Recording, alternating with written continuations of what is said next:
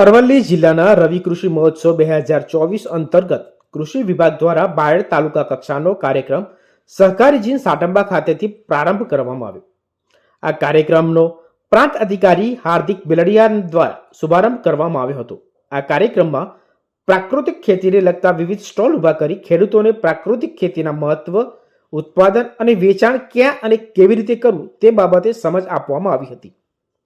આ રવિ કૃષિ મહોત્સવમાં પ્રાંત અધિકારી હાર્દિક બેલડિયા, નાયબ ખેતી નિયામક RS પટેલ, નાયબ બાયડ નિયામક ભાવિન કરપટિયા, મામલતદાર RK પટેલ, તાલુકા વિકાસ અધિકારી હનીકુમારી સિસોદિયા, બાયડ તાલુકાના ગ્રામસેવકો, તલાટી કમ મંત્રી, વિસ્તરણ અધિકારી સહિત સરપંચ અને ખેડૂતો મોટી સંખ્યામાં ઉપસ્થિત રહ્યા હતા।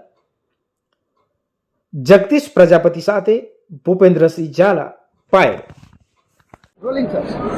આજ રોજ બાયડમાં રવિ કૃષિ મહોત્સવ 2024ની ઉજવણી સાટંબા મુકામે જીન કમ્પાઉન્ડમાં આપણે રાખી હતી।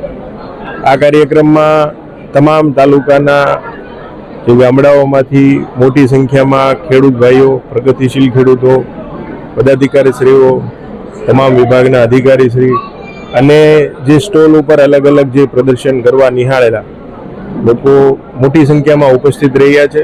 અને આજનો કાર્યક્રમ અને આવતીકાલે આ 2 દિવસ રવિ કૃષિ મહોત્સવનું આયોજન થઈ રહ્યું છે, ત્યારે મેક્સિમમ જે સરકારનું, રાજ્ય સરકાર અને કેન્દ્ર સરકારનું ફોકસ છે કે જે મેક્સિમમ આપણે પ્રાકૃતિક ખેતી ઉપર ખેતી આપણી ડાયવર્ટ કરીએ કે જેથી આવતી આપણી પેઢી છે એને સ્વચ્છ વાતાવરણ સાથે સ્વચ્છ આપણા ખોરાક પેદાશો આપણે આપી શકીએ।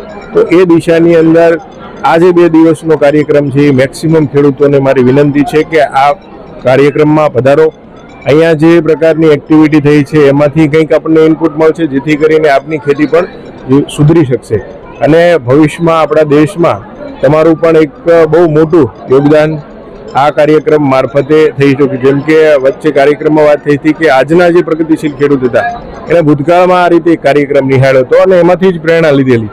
તો આજના કાર્યક્રમમાં જે લોકો પાર્ટિસિપેટ કરે છે કે એ અહીંયા આવી અને જે કંઈ શીખશે તો એને એવું બીજું કોઈ જગ્યાએ શીખવા નહીં મળે અને એ પોતાના જીવનમાં, પોતાના સમાજમાં, પોતાના રાષ્ટ્રમાં એક બહુ મોટું યોગદાન રહેશે। તો ફરી મારી વાત એ છે કે મેક્સિમમ લોકો આ કાર્યક્રમને સફળ બનાવવા માટે આ કાર્યક્રમમાં આવો।